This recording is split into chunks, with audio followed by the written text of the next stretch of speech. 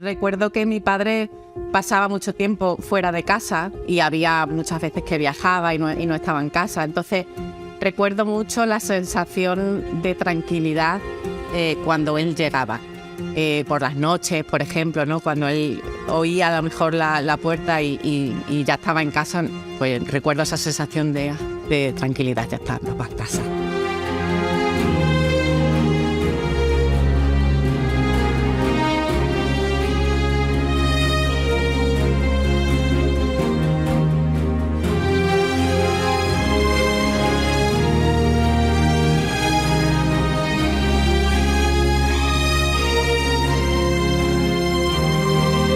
Yo era amiga de su hermana Xavi y salíamos juntas en la pandilla y tal. Y cuando iba a su casa yo veía a un tío siempre debajo de la ventana de la cocina, sentado en una silla de bayón con un montón de periódicos al lado, ahí, y toco. Y yo cuando iba digo, pero este muchacho está siempre ahí con los periódicos. Y ahí pues nada, era poco tiempo el que estaba en Badajoz, nos veíamos poco. Y estábamos más tiempo separados que juntos, nos veíamos en vacaciones y tal, y lo que más me enamoró de él fueron sus cartas, sus postales, cosas que me mandaba, y eso ya, ahí ya me enganchó.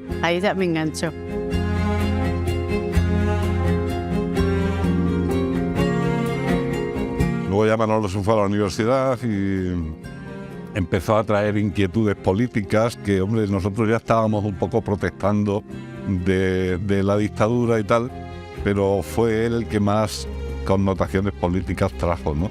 Y luego encima en casa no nos permitían para nada hablar de política. Mi padre era absolutamente apolítico, sobre todo porque le daba miedo, y empezó a darle más miedo cuando empezó a notar que Manolo tenía más impronta política. Esto fue el que trajo las connotaciones políticas y empezamos a hablar de política con él y tal, y ya empezamos a conocer un poco todas las situaciones verdaderamente, porque aquí sí huíamos de los grises tal igual, pero muy bien, estábamos en todas las manifestaciones, pero nos lo tomábamos un poco a cachondeo, actividades y tal y cual, pero tenía, insisto, menos connotaciones políticas. Yo lo puedo definir como uno de los nuestros, y digo uno de los nuestros no porque me guste mucho el cine y me gusten las películas de la mafia y de Scorsese, sino simplemente porque es el que pertenece a mi generación. A esa generación de personas que vivimos en un ámbito político, en un ambiente político tremendamente de atonía política, de depresión casi de formación política, y que de alguna manera vamos encontrando poco a poco las líneas que nos van a ir indicando, marcándonos una determinada ideología. Y es solamente cuando empezamos a irnos a la universidad, cuando empezamos a encontrar la contestación necesaria que el país estaba esperando. A Manolo le ocurre, creo que lo mismo. Será de esos socialistas que tiene que aprender el himno de la Internacional de manera inmediata porque quizás no lo había oído en la vida o no lo había cantado nunca.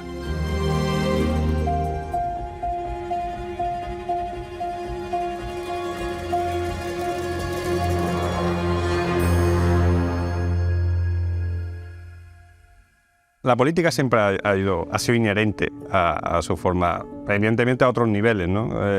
Pero ese interés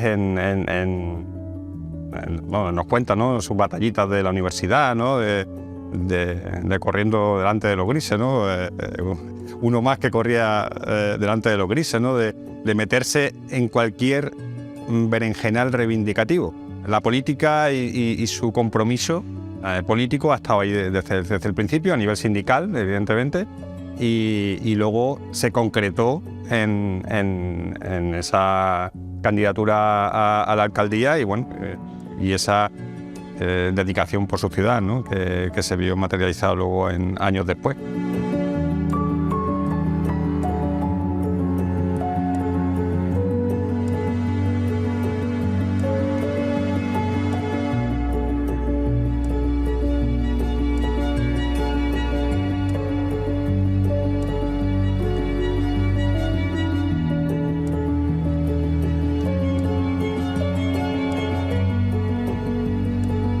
Cuando yo nací, mi padre ya estaba metido en la política, o sea que yo desde chiquitita siempre he tenido la sensación de que mi padre pues ya era como una figura importante, ¿no? Y una figura pública. Y era algo que yo desde muy pequeñita siempre como que he chuleado un poco. De hecho, yo creo que era un poco repelente. Yo recuerdo que yo decía, conmigo no os metáis que mi padre os mete en la cárcel. Por eso, porque pasaba mucho tiempo fuera de casa.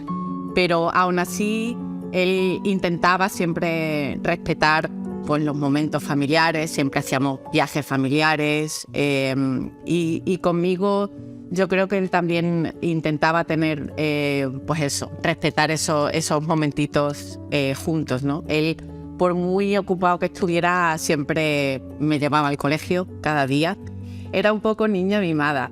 Porque eso, yo tengo 2 hermanos, o sea, yo era la niña y la pequeña. Entonces, pues era eso, como la niña de sus ojos, ¿no? Y para mí él pues era junto con mi madre, pues un pilar fundamental, ¿no? en mi vida. Entrenábamos en pleno verano, en agosto, a las 5 de la tarde. Nosotros estábamos en la parcela, en la carretera del Cáceres, en una parcelita que todavía tenemos allí, que mi madre tiene allí. Y el hombre a las 5 de la tarde, en pleno agosto, pues nos llevaba allí al entrenamiento, nos venía a recoger después. Si salíamos por la noche, nos iba a recoger a la 1 o a las 2 de la mañana a Badajoz para llevarnos a la parcela para que estuviésemos todos juntos y tal. Nosotros en casa siempre decimos que mi padre tenía 2 pasiones. Una era su familia y la otra era su ciudad. La ciudad donde nació y que le vio crecer y a la que, igual que su familia, dedicó gran parte de su vida. Muchas veces esos amores pues nos sentíamos un poco celosos, ¿no? De la ciudad, ¿no? Del amor por la ciudad y esa dedicación, ¿no? desde el principio, ¿no? Antes de entrar en la política, estupenda. Antes de entrar en la política, estupendo, porque bueno, yo tenía mi trabajo, el suyo, la vida familiar normal. Pero ya cuando empezó la política ya la cosa cambió. Cambió pues mucho en la convivencia, porque él se tiraba casi todo el tiempo fuera y tal. Yo tenía mi trabajo, tenía los niños y me lo llevaba un poco más. Yo sabía que él disfrutaba y me alegraba y tal, pero hombre, también estábamos ahí nosotros. Pero le superaba a su ciudad y me decía, yo me he comprometido a esto. Sí que, o sea, adáptate y tal, porque esto es lo que yo quiero hacer y tengo el compromiso con mi ciudad y bueno, a vosotros aparto un poquito, pero... Y así fueron los 8 años de la alcaldía, con sus más y sus menos, pero bueno.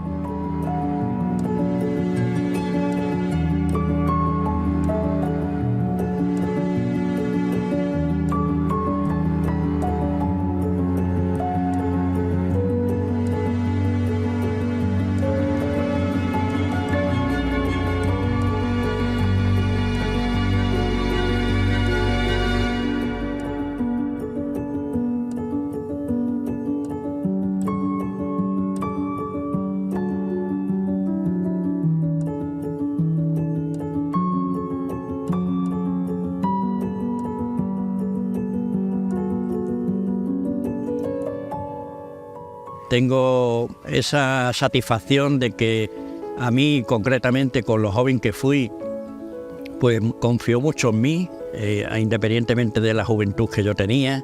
Como persona era un tío entrañable. Me sorprendió mucho, además, el que al poco tiempo de llegar, como director de la clínica médico-forense, le mandé una carta para hablar de lo que entonces se entendía por tanatorio, que no es lo que se entiende ahora. Y yo vi que como a los 3 o 4 días de mandarle la carta, un día llamaron a la puerta de allí de la clínica médico-forense, que estaban en los sótanos de los juzgados. Y digo, adelante, se abre la puerta, era él. Digo, no sé si esto será normal o no, pero un tío que le pide una entrevista y en vez de darte la pide el tío a hablar contigo así, tío. Descubrí a una gran persona como fue Manolo. Manolo era muy querido en nuestra ciudad, él iba por las calles y se paraba con todo el mundo y era un hombre de partido y sobre todo que era un hombre que amaba mucho a Badajoz. Desde el primer momento a mí me causó una grata sensación y entre los dos hubo lo que se llama química.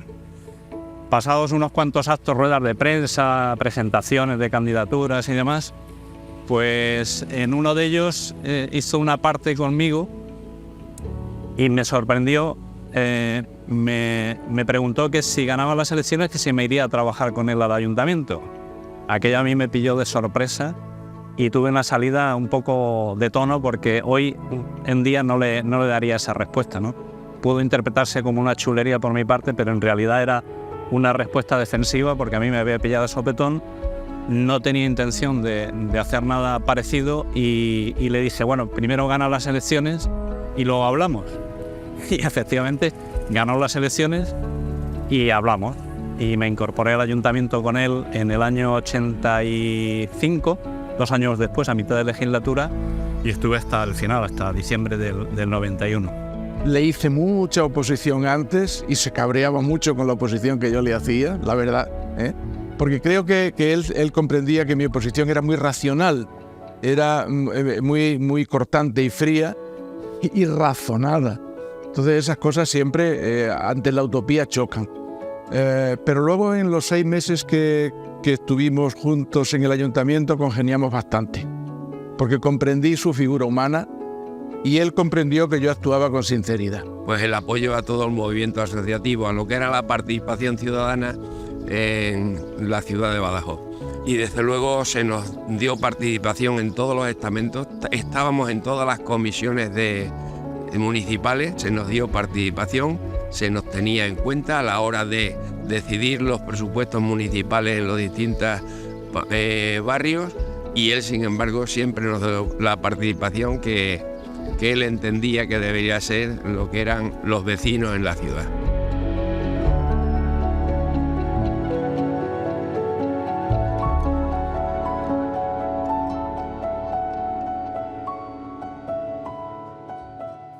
Romper un mito que se creó en Badajoz. O sea, Manolo ni Juan Carlos estaban enfrentados en absoluto. O sea, Manolo era un hombre de partido y un hombre que nunca hubiera traicionado ni a su partido ni a la gente de su partido.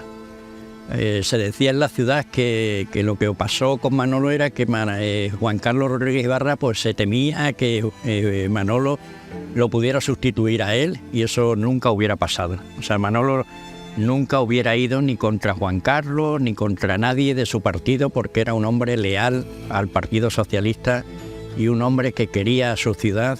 Posteriormente, ya una vez dimitido, me dolió mucho todo el proceso, más de lo que pueda parecer, y él lo sabía, porque en algunos momentos nos quedamos los dos solos, en su despacho y en el pleno, solos. Él no ha querido decirme mucho de esas sensaciones. Yo me enteré de muchas cosas por los demás, de si le habían hecho tal cosa en el partido, tal, que hombre, que no es muy prudente a lo mejor hablar de eso, y prefiero casi no pasar un poco por encima, ¿no? Pero él tenía sensación de que no lo habían tratado adecuadamente. Yo luego me estuve ya enterando de muchas cosas y siempre he tenido esa misma sensación.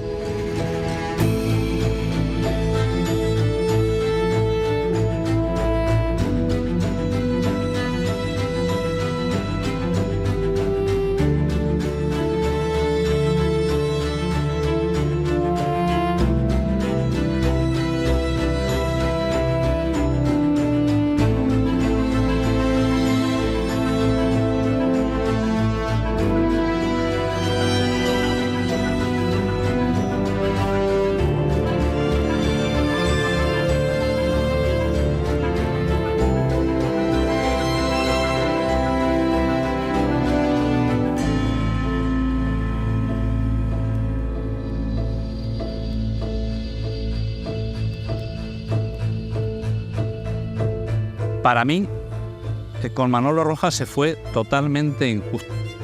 Y me explico. No se ha valorado ni se ha reivindicado lo suficiente su labor al frente del Ayuntamiento de Badajoz.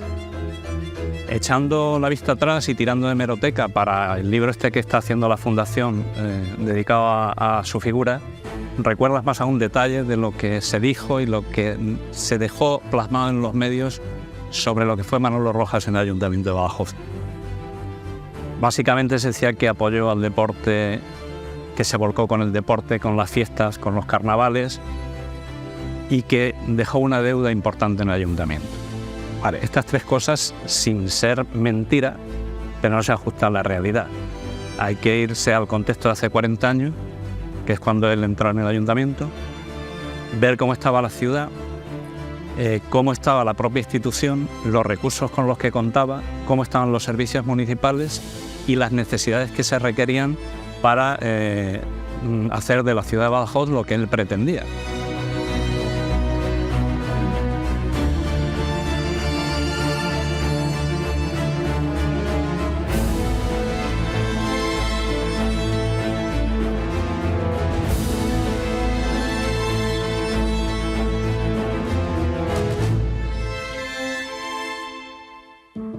Otra anécdota que a mí me marcó mucho de pequeño fue cuando hizo su primer viaje a Nueva York y volvió y nos contó, a mí y a mi hermano, estábamos jugando baloncesto en la parcela, en la canastita que teníamos, y nos dijo, ¿sabéis que vengo de una ciudad donde las calles no tienen nombre?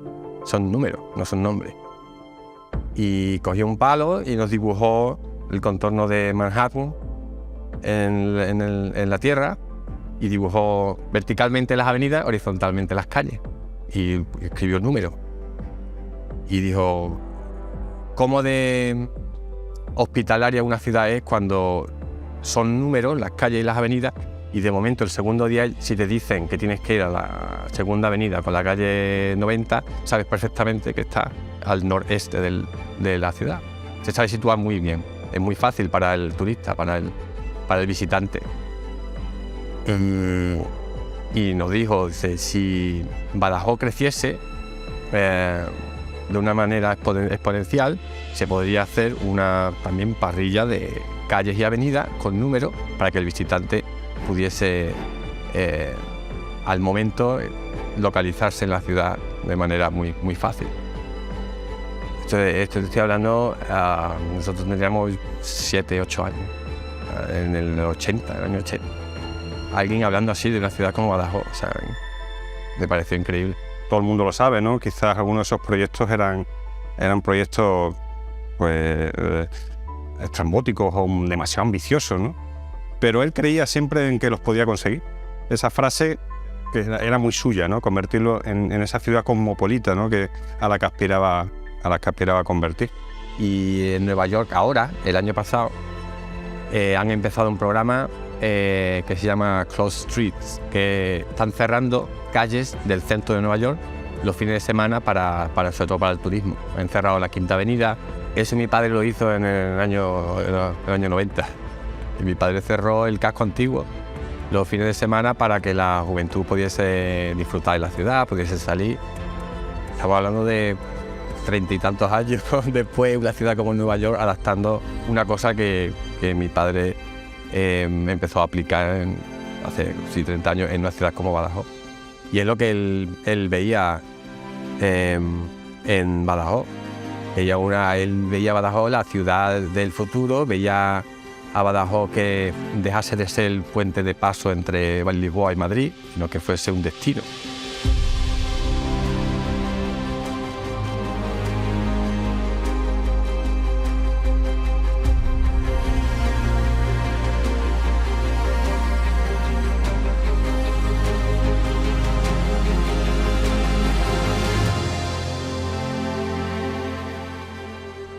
Manolo proyectó una ciudad en su mente muy ilusionante y que requería, como digo, esas inversiones. Y de la época de Manolo, si miramos, echamos la vista atrás y nos venimos ahora al tiempo presente, pues resulta que en la ciudad de Badajoz hay unos elementos que la identifican con respecto y la diferencian con respecto a otras ciudades, que son obras o proyectos que unos se ejecutaron en aquella época y otros se proyectaron y se ejecutaron posteriormente. Y en esos años pude aprender una cosa de él, y es que era un auténtico soñador.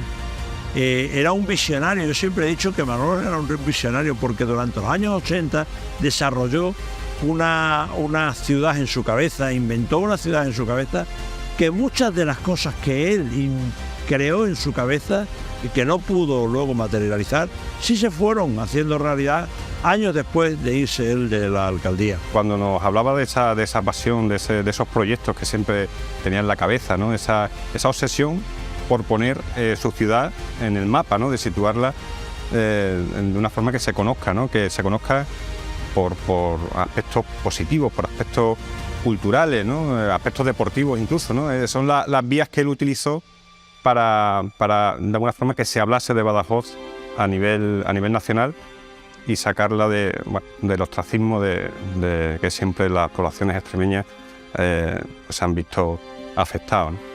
Yo creo que iba por delante de su tiempo. Es que se iba por delante. Digo, esto aquí en Badajoz va a ser difícil, que sí, ¿verdad? Pero iba por delante de su tiempo. Pero yo me quedo con lo que representó para Badajoz en aquellos años 80. Y Manolo tenía un proyecto para Badajoz que se resumía en la palabra ilusión. Él lo que quería era que la gente tuviera ilusiones. Y eso le llevó al desarrollo de los temas culturales, deportivos, al desarrollo del carnaval. Yo creo que fue un adelantado a lo que luego la ciudadanía necesita y quiere, ¿no? Manolo era un político sin formas. No digo con mala forma, era un político sin forma, sin catálogo, sin libro de instrucciones. Pero esos sueños en su momento desentonan con el que es excesivamente provinciano. Y él era bastante universal. Y esa es la figura que debe quedar de él para nosotros. Utópico, soñador, bueno y universal.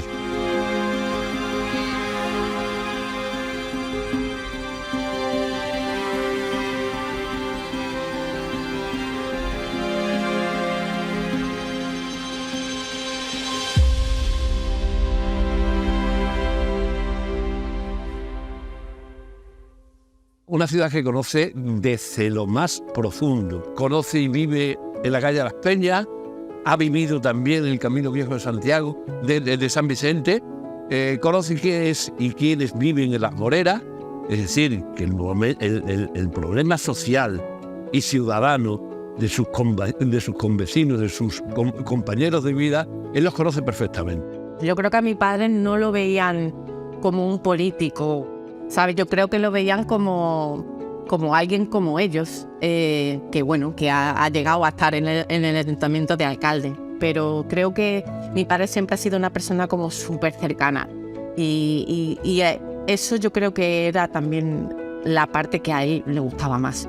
¿Sabes? A él le gustaba mucho estar con la gente, ¿sabes? Saludar a unos y a otros. Y sí, es como, yo creo que es un trabajo político de base, ¿no? De eso, de hacer lo que él pueda en el ayuntamiento, pero porque está en contacto con la gente y sabe lo que necesita la gente. Yo creo que la ciudad de Badajoz puede estar muy, muy satisfecha de ese grandísimo alcalde, pero no porque haya hecho o no haya hecho, sino porque fue capaz de conectar perfectamente porque conocía perfectamente la psicología y el alma del ciudadano. Sí, es que tenía un carisma especial, muy cariñoso con todo el mundo. No te digo que a veces me ponía celosa de los besos que daba, porque se entregaba muchísimo, muchísimo. En los carnavales, el último día de carnaval, se vestía él solo. Digo, ¿y dónde va? Se tiraba hasta por la mañana dando vueltas, pero disfrazado. Dice, para que no me conozcan. Pero luego iba y dice, hola fulanito, con la bollazo conocía, pero él iba disfrazado para que no lo conociera. Pero era tal la ilusión y las cosas que entregase al ciudadano y era eso, el carisma que tenía con la ciudadanía. Por eso, a él lo que le gustaba era estar en contacto con la gente y siempre tenía oídos para la gente, o sea, eso. él se paraba tanto precisamente por eso. O sea, él no era una persona que dijera, no, me tengo que ir, ¿sabes? O no, que estoy con mi familia o que estoy... Él se paraba y saludaba y escuchaba. Era una persona súper cercana y familiar. Yo creo que trataba a todo el mundo con mucha familiaridad y cercanía. Y yo creo que por eso la gente siempre lo ha querido tanto. Con Manolo era muy fácil entenderse porque era una persona muy afable, muy cercana, muy popular. Era una persona muy de la calle, era una persona entregada a la gente. Y de hecho, durante los años que nos pudimos tratar, siempre tenía una sonrisa, siempre.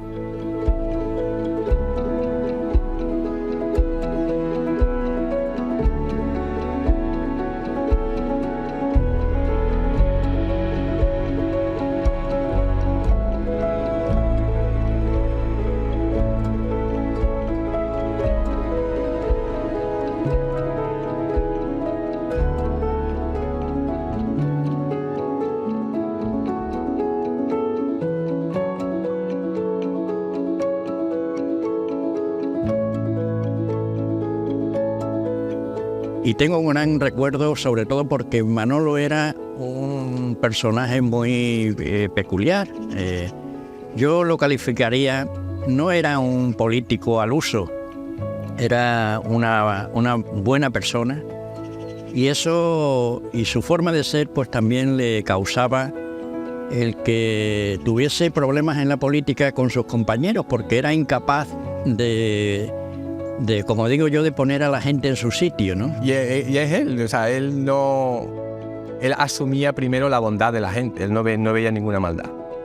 Y eso yo creo que luego en política, creo que eso es un defecto, en fin, porque en política me parece que no puede ser así.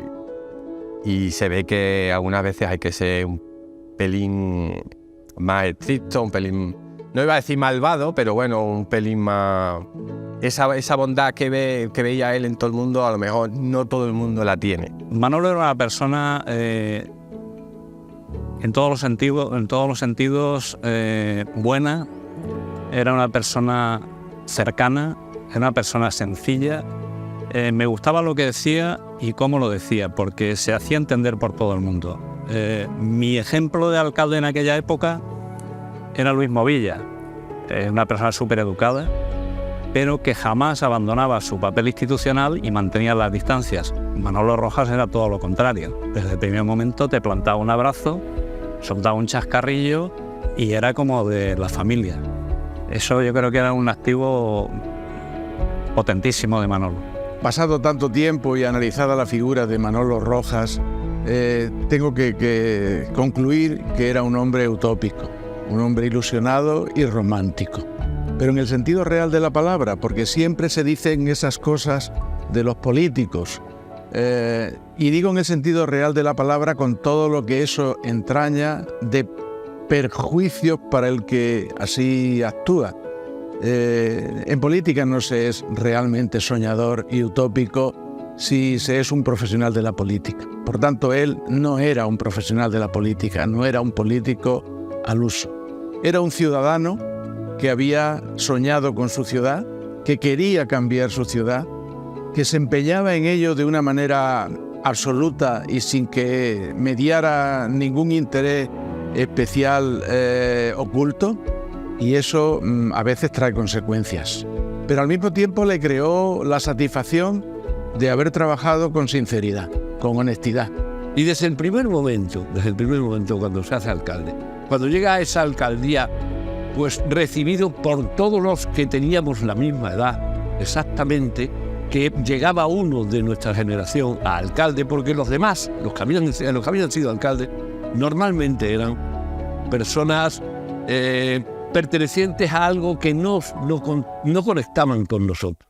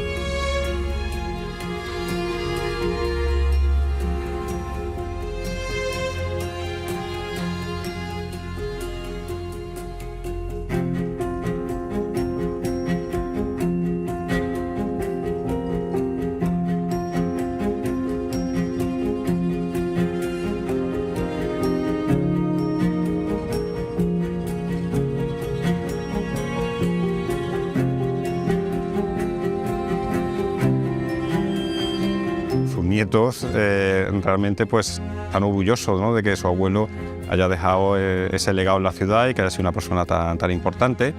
O cuando en los carnavales, ¿no?, se le recuerda muchas veces, aún hoy en día, ¿no?, también lo que consiguió a nivel de visibilidad y de ponerlo como referencia a nivel nacional. Pues claro, son historias que, sobre todo en mi entorno más cercano, ¿no?, a mi familia, lo cuento y es un motivo claramente de orgullo, ¿no?, que su abuelo haya tenido pues ese legado en la ciudad. Y mucho, luego ya la satisfacción de ver el busto en San Fernando. Le llevamos flores, ahora cuando venga mi hija nos vamos todos a llevarle sus flores. El Palacio de Congreso, ahora la avenida, allí vive una prima de él. Y eso pues te queda ahí muy fuerte, muy fuerte. Sí. Y eso que lo recuerde cuando se iba, Manolo, no te vayas, Manolo, quédate, las pegatinas, todo eso, bueno, me emociona. Pues eso ha calado mucho.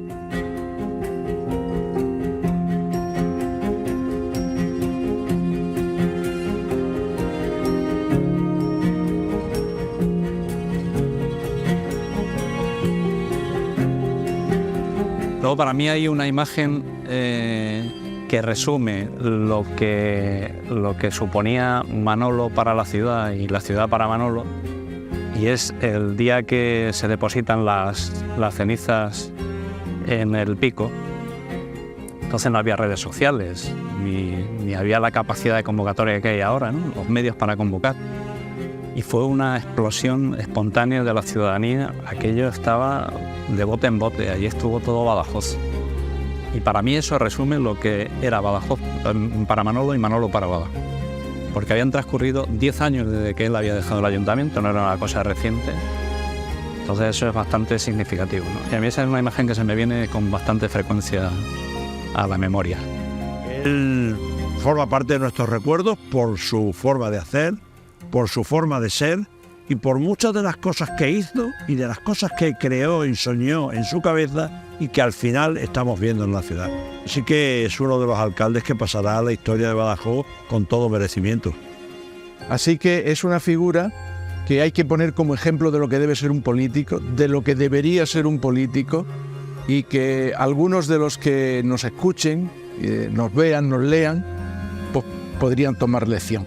Pero de verdad, tomar lección de verdad, para comprender que cuando uno sueña con hacer una ciudad diferente, humana, humanizada, habitable, hay que hacerlo con el corazón y con el conocimiento de causa. Yo creo que ha sido una pena que quizás el final no hubiese sido el que a mí me hubiese gustado para él, porque Manolo fue un grande que debemos de respetar, debemos de defender y debemos de mantener en la memoria de esta ciudad. Y por eso nosotros en la Fundación, por eso creo que lo mejor que podemos hacer es divulgar y propiciar que su memoria y su historia pase a lo largo de toda la historia.